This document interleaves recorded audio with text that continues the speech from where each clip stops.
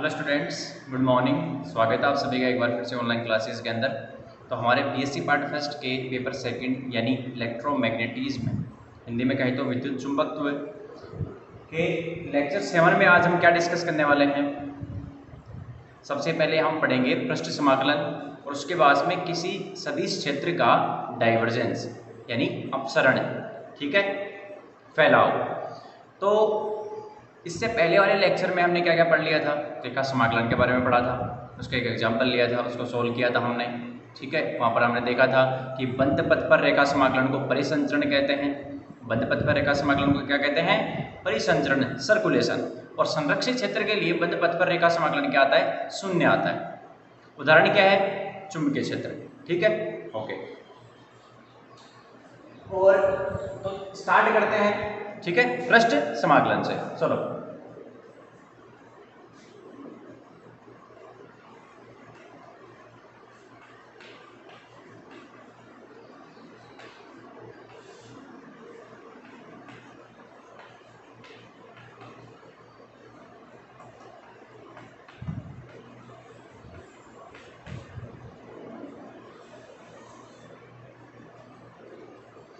Surface integral, surface integration, पृष्ठ समाकलन। पृष्ठ समाकलन का मतलब क्या होता है? देखो, रेखा समाकलन में एक लाइन के ऊपर समाकलन होता है, एक वक्र के ऊपर समाकलन होता है किसी भी सदिश का। क्या होता है समाकलन? इनिशियल से फाइनल ए वेक्टर डॉट डीएल वेक्टर, वहां पर डीएल वेक्टर आता है। पृष्ठ समाकलन में क्या आएगा? DS vector. अब होता कैसे है, ध्यान से देखो, इस प्रकार से।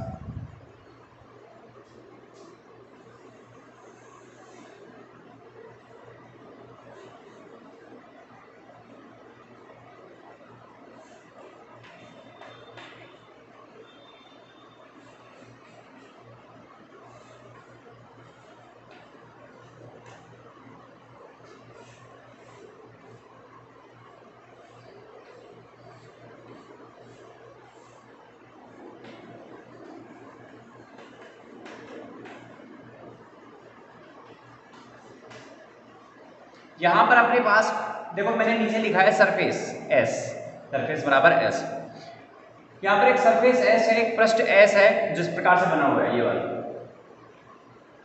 उसके अंदर हमने छोटा सा टुकड़ा ले लिया, एक छोटा सा अल्पांश ले लिया, पृष्ठ अल्पांश। और वो पृष्ठ अल्पांश कितना है? डीएस। उसका परिमाण कितना है? उसका एरिया कितना है? उसका क्षेत्रफल कितना है? डीएस है, ठीक है। पृष्ठ की हमेशा दिशा होती है, पृष्ठ यदि हम सदिश की बात करें, पृष्ठ सदिश की, ठीक है, तो उसकी दिशा क्या होती है? जैसे मान लो कि अपनी हथेली है, तो इसका क्षेत्रफल क्या होगा? इसकी दिशा क्या होगी? पृष्ठ की हमेशा परपेंडिकुलर होती है, लंबवत होती है बाहर की ओर। तो ऐसे हमने मान लिया। अब इन दोनों के बीच में एंगल क्या मान लिया? यहां पर एक सदिश है, ठीक है, सदिश क्षेत्र है। सदिश क्षेत्र क्या है? ए वेक्टर। उसके अंदर कोई एक पृष्ठ है एस, और उसमें हमने एक अल्पांश माना है, ठीक है। तो किसी सदिश ए वेक्टर का पृष्ठ समाकलन निम्न प्रकार से प्रदर्शित किया जाता है। इधर देखो,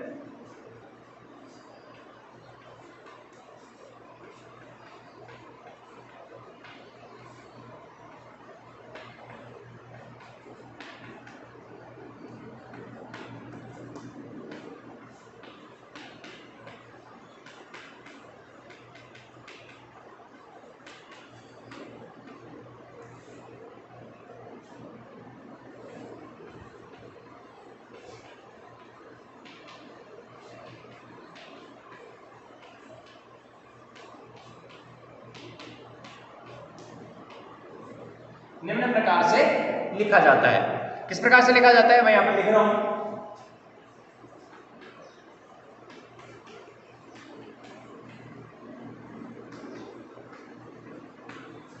सदिश ए वेक्टर का पृष्ठ समाकलन बराबर, ये होता है समाकलन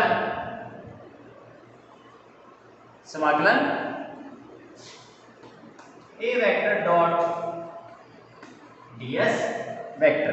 क्या होता है? समाकलन ए वेक्टर डॉट डीएस वेक्टर।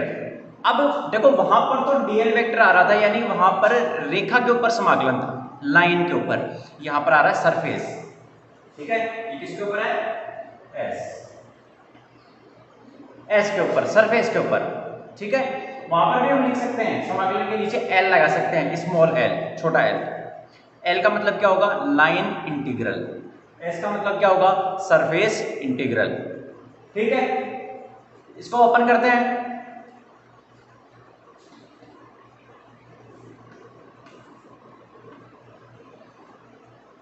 देखो ए वेक्टर का परिमाण इस प्रकार से लिख सकता हूं। अरे दो सदिश है आपके पास, ए वेक्टर और डीएस वेक्टर, तो क्या इस प्रकार से खुलेगा? आपके बीच में क्या है? अदिश गुणनफल है ना, डॉट प्रोडक्ट।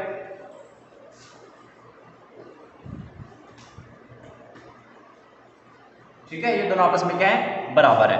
अब यदि ए वेक्टर बराबर a x i cap plus a y j cap plus a z k cap और ds vector d s x i cap plus d s y j cap plus d s z k cap हो, तो उस अवस्था में ये अपना जो सूत्र है ये रेखा पृष्ठ समाकलन का, ये क्या बन जाएगा? देखो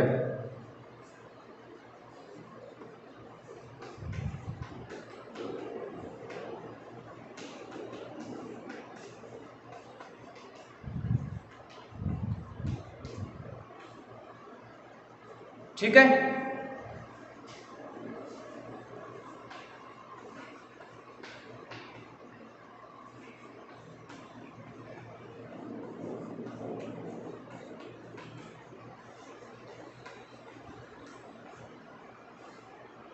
ये x, y और z नीचे लगाने हैं। डी एस एक्स का मतलब होगा कि x दिशा में पृष्ठ कितना है, ठीक है, इसका परिमाण कितना है? D s x. y दिशा में कितना है? D s y. और z दिशा में कितना है? D s z. ठीक है, अब a वेक्टर और ds वेक्टर का मान क्या रखिए? समीकरण 1 कर देंगे उसको, और a और ds वेक्टर का मान वहां रखेंगे। अतः पृष्ठ समाकलन a vector dot ds vector कितना बन जाएगा? कितना बन जाएगा पृष्ठ समाकलन? देखो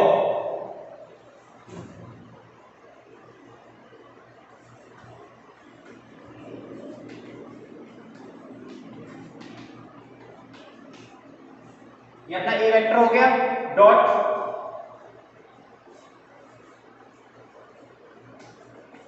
D s x i cap,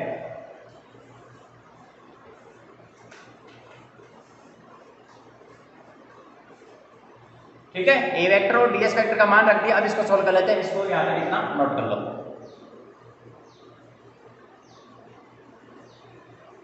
अब यहां पर एक चीज और बतानी है आपको, यदि पृष्ठ समाकलन बंद पृष्ठ के ऊपर हो, दो प्रकार के पृष्ठ होते हैं, एक खुला पृष्ठ समाकलन, एक बंद पृष्ठ समाकलन। बंद यदि आ जाए, इसका मतलब अपना जो पृष्ठ होगा वो बंद होगा। जैसे एक बॉल होती है ना, बॉल का जो पृष्ठीय क्षेत्रफल होता है बाहर का, ठीक है, खाली बॉल, ठीक है, जो अंदर से खाली है, होलो बॉल, ठीक है, प्लास्टिक की बॉल आती है खेलने वाली, ठीक है, उसमें देखो उसका बाहर वाला जो सिरा है वो पृष्ठ बनाएगा, ठीक है, क्षेत्रफल होगा उसका पृष्ठीय क्षेत्रफल 4πr²। अब उसके अंदर वो क्या घेर रहा है? आयतन घेरता है। ये तो है बंद पृष्ठ का उदाहरण, ठीक है। जैसे मान लो कि हम रूम की बात करें, तो रूम की जो दीवारें हैं उसके बाहर का जो क्षेत्रफल कितना होगा चारों तरफ से, वो बंद पृष्ठ होगा। खुला पृष्ठ क्या होता है? खुले पृष्ठ का उदाहरण क्या होगा? जैसे कोई भी चकती है, डिस्क, उसका जो ऊपर वाला क्षेत्रफल है, क्षेत्रफल तो वो भी घेर रही है, वो वहां पर एग्जाम्पल किसका होगा? ओपन सरफेस का, खुले पृष्ठ का, ठीक है। बंद पृष्ठ पर है तो यहाँ पर चिन्ह किसका आ जाएगा? इस प्रकार से एक रिंग आ जाएगी, ठीक है। आगे लिखेंगे इसको,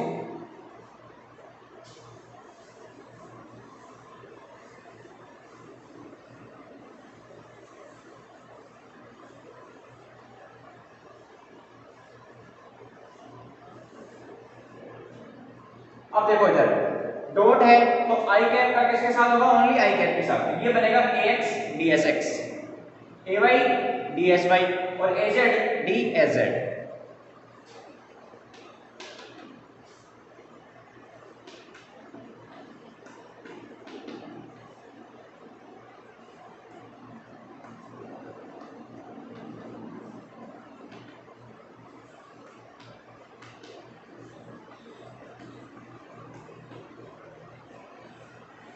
आई cap dot i cap 1, j cap dot j cap 1 और k cap dot k cap 1, ठीक है।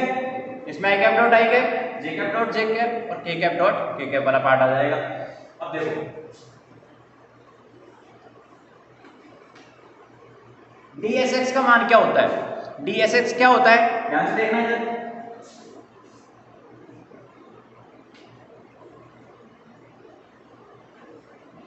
dsx कहां होता है, यहां पर जो इसके इस प्रकार से इसको सरफेस काटती है, जो x अक्ष को लंबवत काटे वो कौन सा पृष्ठ होगा, yz पृष्ठ। ठीक, क्यों, क्योंकि इस पृष्ठ की दिशा क्या होगी, इस दिशा में आई है। yz पृष्ठ के लंबवत, yz पृष्ठ के लंबवत जो एकांक सदिश आएगा वो कौन सी दिशा में आएगा, x दिशा में, आई कैप में। ठीक है, इसलिए dsx जो होता है उसकी दिशा तो आई कैप होती है, लेकिन वो पृष्ठ कौन सा होता है, yz। ओके, तो ये हो जाएगा yz, यानी यहां पर क्या आएगा, dy dz। तो एक बार y के साथ सापेक्ष होगा समाकलन और एक बार z के साथ, दो चिन्ह आएंगे समाकलन के। ठीक है, यदि आयतन के ऊपर होता है तो वहां पर dx dy dz तीन चिन्ह आते हैं समाकलन के, समझ गए। चलो अब यहां पर ax का मान कुछ भी हो सकता है, ठीक है ना, लिमिट दी हुई होंगी आपको, जैसे हमने रेखा समाकलन वाला किया था ना क्वेश्चन, वैसे ही ये प्रॉब्लम आ सकती है। देखिए ay dsy कौन सा होता है, जो कि y एक्सिस को काटे, कौन सा, xz पृष्ठ, xz का मतलब dz dx, xz का मतलब क्या होगा, xz का यानी ये वाला,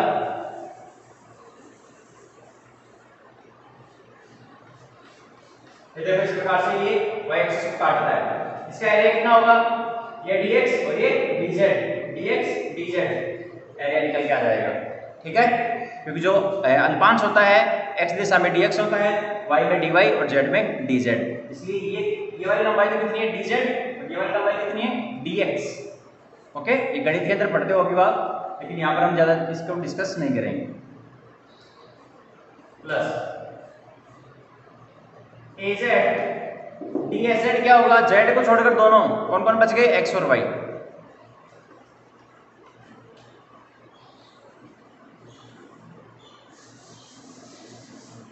ठीक है, तो ये अपना क्या हो गया, टोटल इस प्रकार से लिखा जाएगा।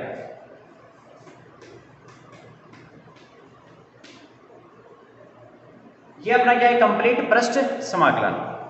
अब इसके ऊपर कोई भी प्रॉब्लम हो सकती है, जैसे ए वेक्टर बराबर कुछ भी दे दिया जाए आपको, एक्स स्क्वायर आई कैप प्लस वाई स्क्वायर जे कैप प्लस जेड स्क्वायर के कैप।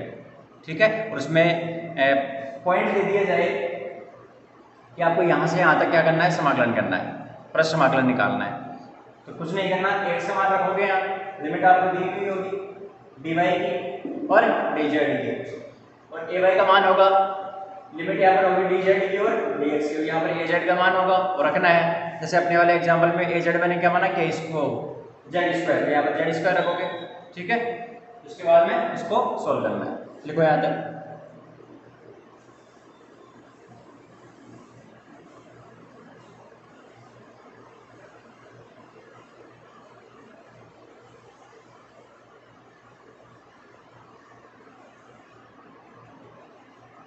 अब यदि बंद पृष्ठ पर समाकलन हो, बंद पृष्ठ पर पृष्ठ समाकलन हो तो उसका मतलब क्या होता है। जैसे हमने बात की थी कि बंद पथ पर रेखा समाकलन तो परिसंचरण बताता है, बंद पथ पर पृष्ठ समाकलन यदि आ जाए आपके पास, ध्यान रखना वह हमेशा फ्लक्स को, इसको रिप्रेजेंट करेगा, फ्लक्स को रिप्रेजेंट करता है। फ्लक्स, फ्लक्स का नाम सुना है आपने,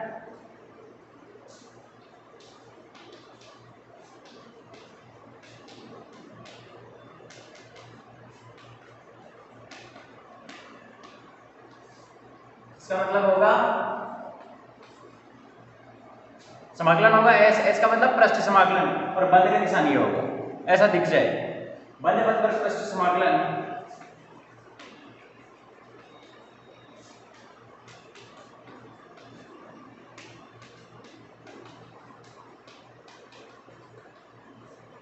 निरूपित करता है। ठीक है, फाई बराबर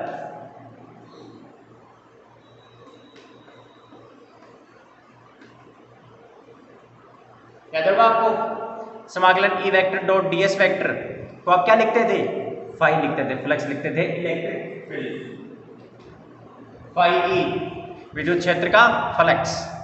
अब यदि यहाँ पर ए वेक्टर आ जाए तो किसका होगा, ए वेक्टर के लिए हो जाएगा, ए सदिश के लिए हो जाएगा। ठीक है, इसको नोट करो।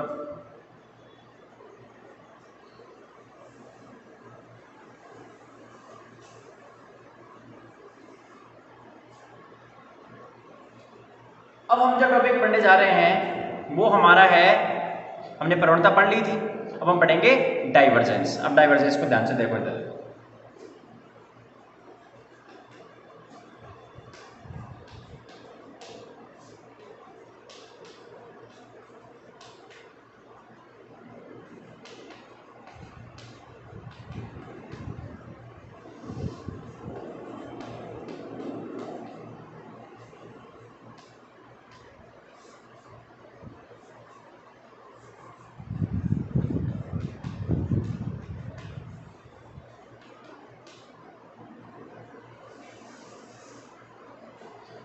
सदिश क्षेत्र का डाइवर्जेंस, डाइवर्जेंस का मतलब नहीं होता है, सीधा सा मतलब है कि इकाई आयतन से कितना फ्लक्स निकल रहा है। अभी डेफिनेशन लिखेंगे यहां पर।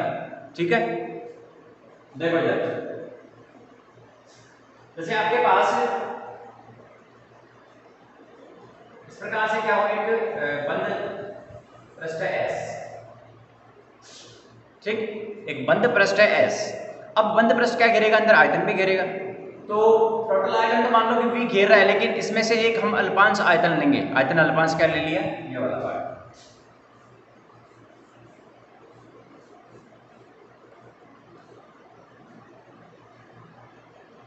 ठीक है,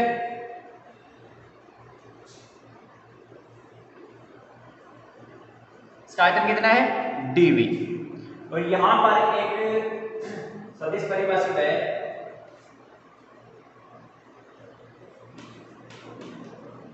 ए वेक्टर। ए वेक्टर सदिश है। ठीक है, क्षेत्र सदिश क्या है, जो अपना सदिश क्षेत्र है, वेक्टर फील्ड है, वो है ए वेक्टर। उसके अंदर एक बंद पृष्ठ रखा हुआ है और उसके अंदर हमने मान लिया कि dV क्या है, एक आयतन अल्पांश है। तो इस आयतन अल्पांश dV में से प्रत्येकांक आयतन, प्रत्येकांक आयतन यानी देखो ध्यान से देखो, किसी बंद पृष्ठ S द्वारा परिबद्ध, किसी बंद पृष्ठ S द्वारा परिबद्ध आयतन dV में से एकांक आयतन से निकलने वाला सदिश ए वेक्टर का फ्लक्स, एकांक आयतन से निकलने वाला सदिश ए वेक्टर का फ्लक्स क्या कहलाता है, सदिश का डाइवर्जेंस। ठीक है, अब मान लो कि इसके अंदर आपका पॉजिटिव चार्ज है, तो उसकी वजह से क्षेत्र रेखाएं किधर होंगी, बाहर की ओर।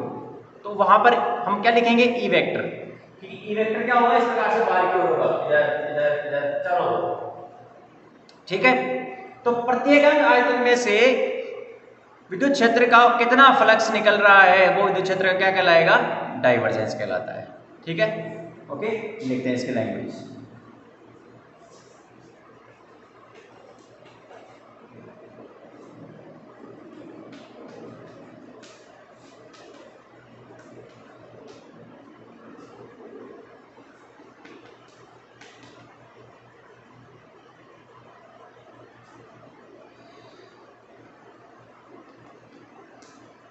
किसी सदिश क्षेत्र ए वेक्टर में बंद पृष्ठ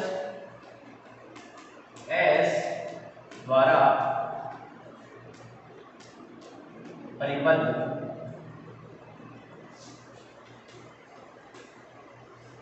आयतन, किसी सदिश क्षेत्र ए वेक्टर में बंद पृष्ठ S द्वारा परिबद्ध आयतन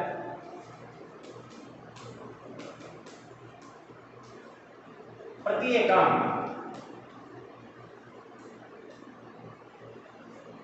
प्रत्येकांक आयतन से निर्गत, प्रत्येकांक आयतन का मतलब क्या होगा, नीचे आएगा dV, मैथमेटिकली जब लिखेंगे, प्रत्येकांक आयतन से निर्गत सदिश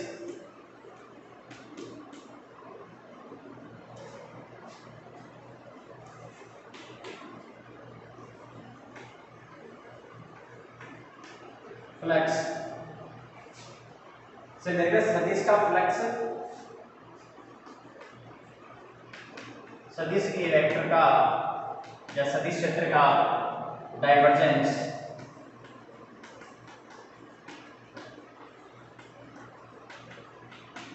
कहलाता है।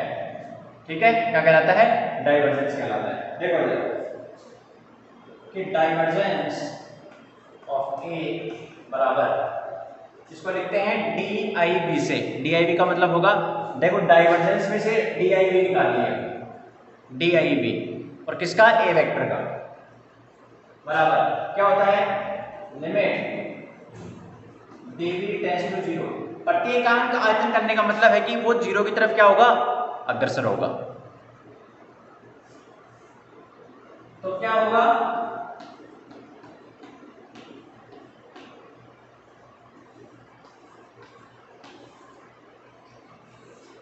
बंद पृष्ठ S द्वारा परिबद्ध आयतन में, आयतन के प्रत्येकांक आयतन से, ठीक है, कि कोई आयतन घेर रहा है, वो बंद पृष्ठ S है, वो कोई परिबद्ध कर रहा है आयतन को, उसके प्रत्येकांक आयतन से, प्रत्येकांक आयतन से निर्गत सदिश का फ्लक्स, ठीक है, या फिर निर्गत सदिश फ्लक्स भी लिख सकते हैं डायरेक्ट, सदिश फ्लक्स लिख दो इसको, निर्गत सदिश फ्लक्स सदिश ए वेक्टर का। अभी इसका मतलब क्या है? प्रत्येकांक आयतन से निर्गत फ्लक्स, ये फ्लक्स ही तो है। अभी हमने लिखा, अभी हमने समझा था कि पृष्ठ समाकलन में यदि वो बंद पृष्ठ लिया जाए तो किसको रिप्रेजेंट करता है? फ्लक्स को। काम आ रही परिभाषा? तो प्रत्येकांक आयतन से निर्गत ए वेक्टर का फ्लक्स क्या कहलाता है? सदिश ए वेक्टर का डाइवर्जेंस। ओके, प्रति एकांक आयतन से, जैसे आप रूम के अंदर हो, ठीक है, और रूम के अंदर कोई ए वेक्टर है, सदिश क्षेत्र है, तो उस ए वेक्टर का आपके रूम के प्रत्येकांक आयतन से कितना बाहर फ्लक्स निकल रहा है, वो उस ए वेक्टर का क्या कहलाएगा? डाइवर्जेंस, अपसरण कहलाता है। ठीक है, यानी फैलाव। अपसरण का हिंदी मतलब होता है फैलाव। ठीक है, चलो ये इसकी मैथमेटिकल डेफिनेशन है और वो लैंग्वेज है, लिखो इसको। अब हम क्या करेंगे, इसका मान हम डाइवर्जेंस का फॉर्मूला डिराइव करेंगे। ठीक है, ये तो इसकी डेफिनेशन हो गई। डिराइव करने के लिए क्या करेंगे, एक आर्थिक निर्देश तंत्र मानेंगे, उसमें ए वेक्टर लेंगे, एक्स वाई जेड बनाएंगे और वहां पर देखते हैं कि उसका फ्लक्स कितना निकलता है। फ्लक्स, पहले फ्लक्स निकाल लेंगे और उसको डीवी से डिवाइड कर देंगे, उसके बाद में क्या आ जाएगा? डाइवर्जेंस का मान आएगा। ओके, चलो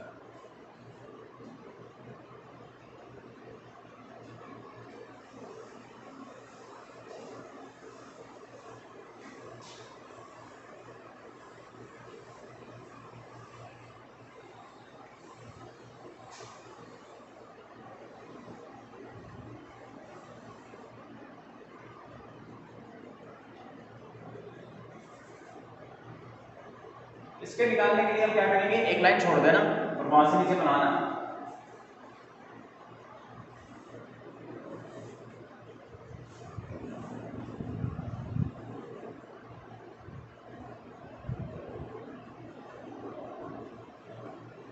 इस प्रकार से कार्तीय निर्देश तंत्र लेना है, एक्स वाई जेड। ठीक है, एक्स वाई जेड। और यहां पर हमें क्या करना है, एक इस प्रकार से बनाना है,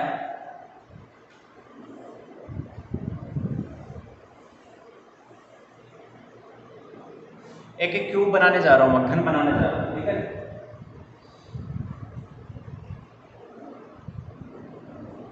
तो इसको यहां पर बना सकते हैं या फिर सिंपली यहां पर बना दो, एक ही बात।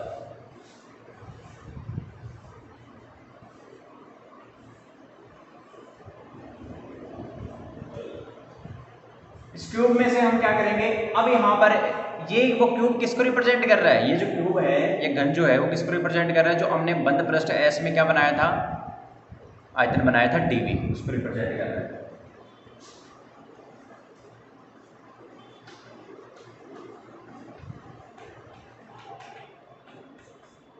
आयतन अल्पांश को निरूपित करता है। ठीक है, अब इसमें देखो क्या करना है, सिंपली यहां पर इसमें ए वेक्टर परिभाषित है, कोई सदिश क्या है? सदिश ए वेक्टर।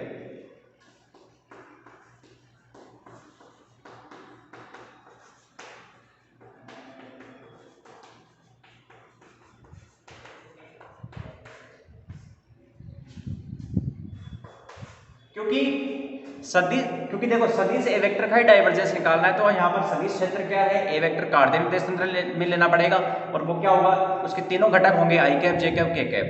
अब उनका मान क्या है, x i cap, A y j cap, A z k cap, simply. ठीक है बच्चों। सेंटर पर देखो क्या है, इस प्रकार से है,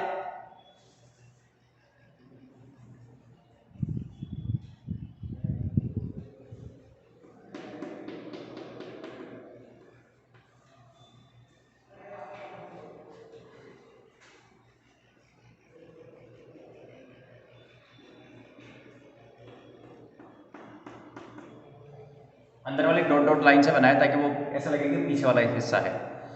अब यहां पर एक आपके पास वेक्टर है,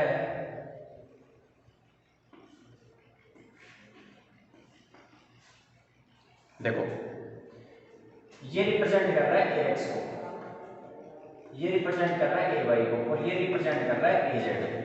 ठीक समझ गए।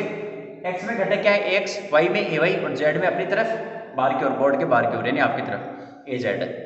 समझ गए, एक्स वाई एंड जेड। चलो यहां पर देखो इसकी जो लंबाई है एक्स दिशा के अंदर इस क्यूब की, ये है dx, कितनी है dx।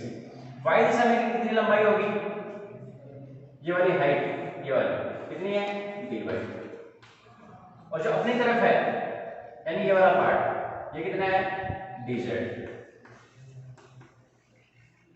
ठीक है, हम x डायरेक्शन में निकालेंगे, उसको देख देख के y और z वाले लिख देंगे। देखो आपने अभी फॉर्मूला देखा होगा, जो फॉर्मूला है उसको इक्वेशन नंबर 1 दे देना, डाइवर्जेंस ऑफ ए बराबर लिमिट dv टेंड्स टू 0 बंद समाकलन S A vector dot ds upon dv, उसको 1 नंबर देना, और इसको इक्वेशन नंबर 2। अब देखो क्या करना है, उस फॉर्मूले को देखो इक्वेशन 1 को, उसमें क्या है ऊपर फ्लक्स, तो हमें पहले फ्लक्स निकालना पड़ेगा, और फ्लक्स के लिए क्या करना पड़ेगा, ए वेक्टर को ds के साथ मल्टीप्लाई करना पड़ेगा। ठीक है, यानी घटक होगा और उसके साथ उसका क्या होगा, एरिया होगा, क्षेत्रफल होगा। देखो किस प्रकार से करना है, सबसे पहले इसका, इसमें जो 8 सिरे हैं क्यूब की, उनका नामकरण करना पड़ेगा। किस प्रकार से, यहां पर दे दो इसको ए बी सी डी, और उसके बाद में ई एफ जी एच। अब देखो जो ए बी सी डी जो पृष्ठ है वो एक्स एक्सिस को काटता है, और ऐसे ही ई एफ जी एच भी एक्स एक्सिस को काटता है। ठीक है, परपेंडिकुलर काट रहा है, मतलब ए बी सी डी पृष्ठ की जो दिशा होगी वो किस डायरेक्शन में होगी, आई कैप में होगी, यानी ये कौन सा है, डी एस एक्स। तो इसका जो एरिया होगा वो क्या होगा, dy into d Z, dy into d Z होगा। यानी एरिया तो हमने निकाल लिया, ds वेक्टर क्या है, dsx वेक्टर है dy dz i कैप। समझ गए। अब ax इसका इस दिशा में घटक कौन सा है, a वेक्टर का, a वेक्टर का घटक कौन सा है, a वेक्टर का घटक है सिंपली ax i कैप। ठीक है, यहां पर सेंटर में कितना है, ax i कैप।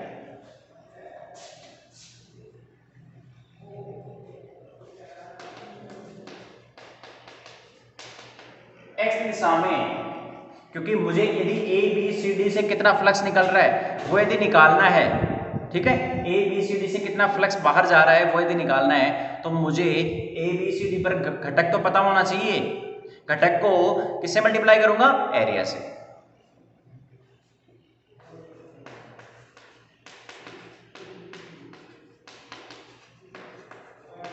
देखो क्या होगा, घटक क्या होगा, ये घटक होगा, केंद्र पर तो ax है, केंद्र पर तो ax है, लेकिन अब केंद्र से कितनी दूरी चला है,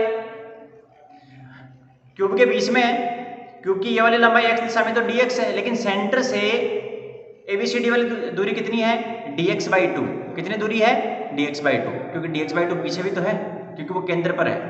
टोटल लंबाई तो dx है, लेकिन केंद्र पर कितनी होगी, केंद्र से लेके यहां तक ABCD तक dx/2। ठीक है, तो ये dx/2 दूरी कवर करेगा। तो इस प्रक्रिया में अभी कौन सी दिशा में जा रहा है, जिस दिशा में घटक है। ठीक है, जिस दिशा में घटक की वृद्धि होती है, देखो दिशा क्या है, ax वाली, इसलिए बढ़ेगा घटक। पहले AX था, कितना बढ़ेगा वो मैं लिख रहा हूं।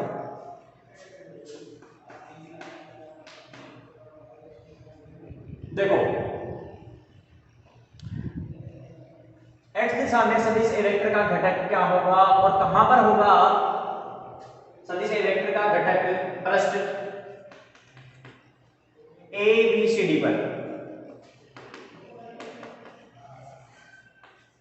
इस प्रकार से लिखना है इसको, x दिशा में सदिश ए वेक्टर का घटक पृष्ठ ABCD पर।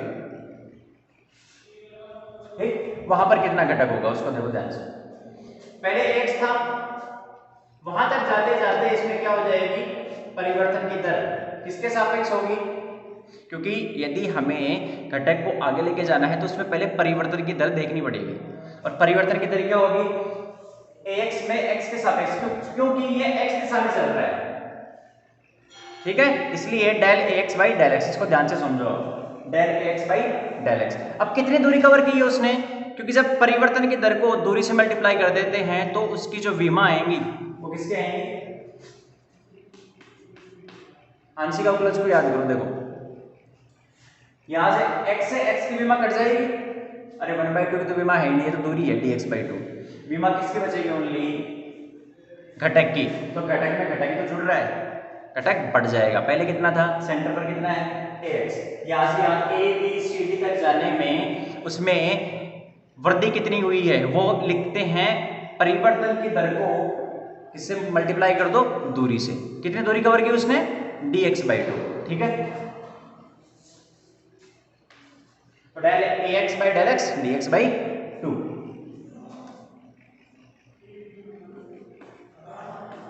Equation number 3A। अब देखो मैं x दिशा में फ्लक्स की बात कर रहा हूं, तो मैंने ABCD पर तो निकाल लिया, लेकिन मुझे EFGH पर भी तो देखना पड़ेगा। ठीक है, यहां पर तो कितना आ गया? इसको हटा दो। यहां पर कितना आ गया? AX प्लस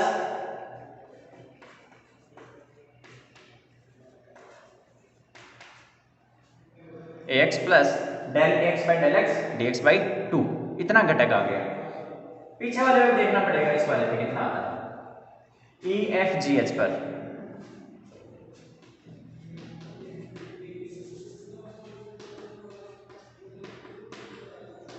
x दिशा में सदिश ए वेक्टर का पृष्ठ EFGH पर घटक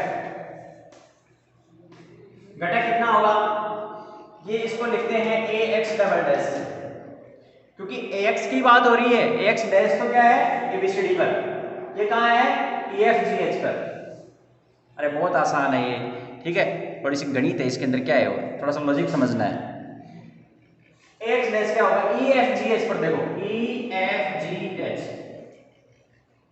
क्यूब है, इधर वाला सिरा तो निकाल लिया ABCD, पीछे वाला देखना है। पहले सेंटर पर कितना है? AX। अब ये पीछे जाएगा, पीछे जाने पर क्या होगी? इसमें कमी होगी। पहले कितना था? AX, अब होगी कमी। अब कमी कितनी हुई? कमी सेंटर से EFGH कितनी दूरी कवर करके गया? -dx/2, इसलिए सिंबल किसका आया? माइनस का। और परिवर्तन की दर से मल्टीप्लाई किसको करेंगे? dx/2 को।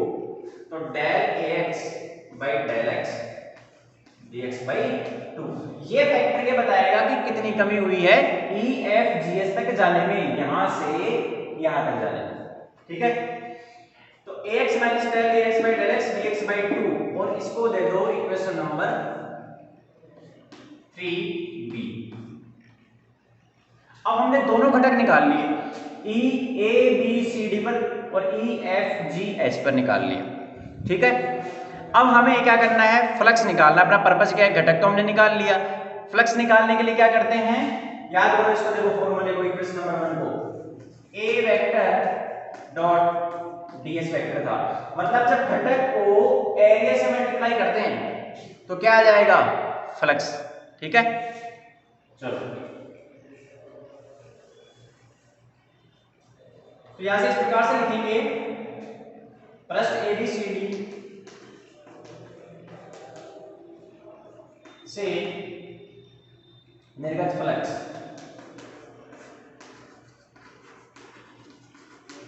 पहले प्रश्न एबीसीडी से लिख लेते हैं ना, कितना आएगा, अभी तो घटक निकाला था।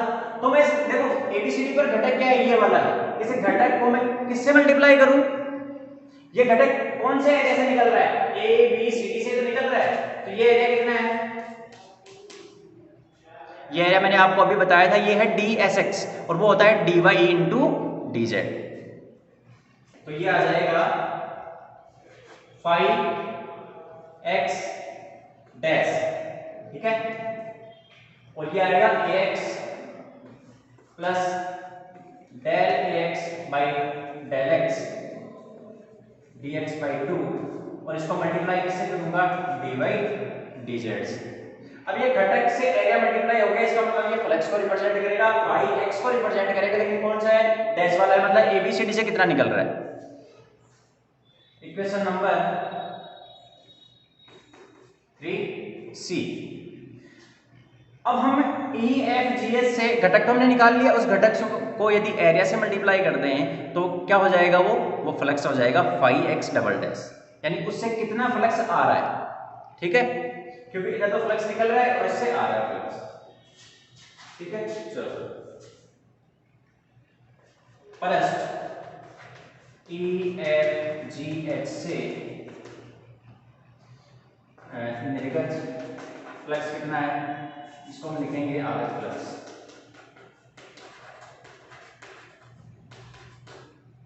और ये कितना होगा, ये सिंपली ये हो जाएगा 5x डबल डैश बराबर, इस घटक को आप किससे मल्टीप्लाई कर दोगे, dy dz से,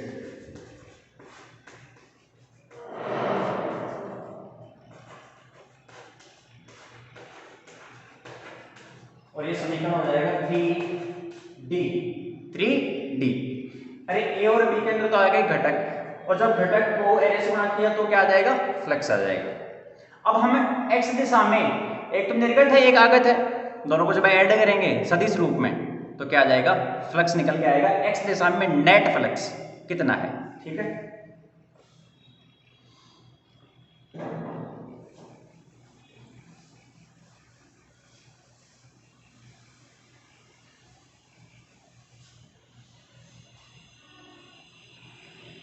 देखो इधर ध्यान से देखो, आता है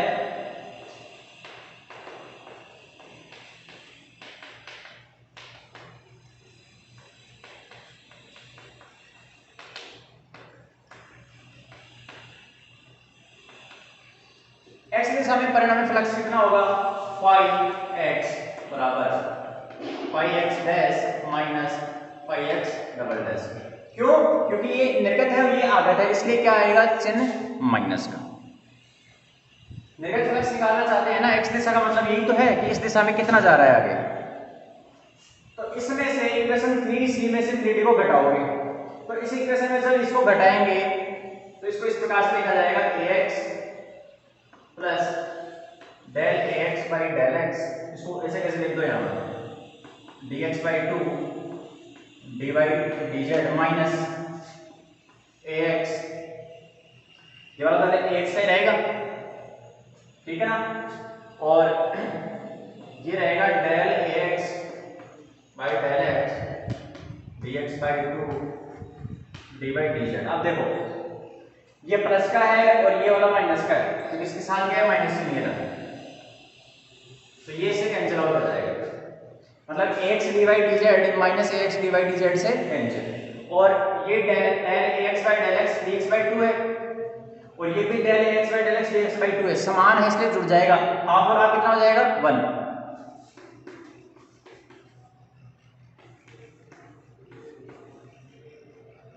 और यहां पर बन जाएगा dx dy dz, इसको दे दो समीकरण नंबर 4, तो 5x बराबर क्या आएगा, देखो जब x दिशा में फ्लक्स निकाल रहे हैं तो x दिशा वाले कंपोनेंट कितना है, घटक कितना है सदिश का, उसका x के सापेक्ष परिवर्तन किधर, और मल्टीप्लाई किससे करना है, dx dy dz, उसमें फर्क नहीं पड़ता। इसी प्रकार क्या करेंगे, इसी प्रकार हम निकाल सकते हैं वाई दिशा में घटक और जेड दिशा में घटक। ठीक है, तो आप आज यहाँ तक करेंगे, उसके बाद में कल हम यहाँ से लिखेंगे और इसको कंटिन्यू करेंगे। ठीक है, ओके, क्योंकि यदि इसको करेंगे तो लेंथ ज़्यादा हो जाएगी वीडियो की, तो आज यहाँ तक इसको रोकते हैं, इसके बाद में इसको वापस डिस्कस कर लेंगे कल। Okay, thank you very much, ध्यान से पढ़ना इसको। ठीक है, ओके।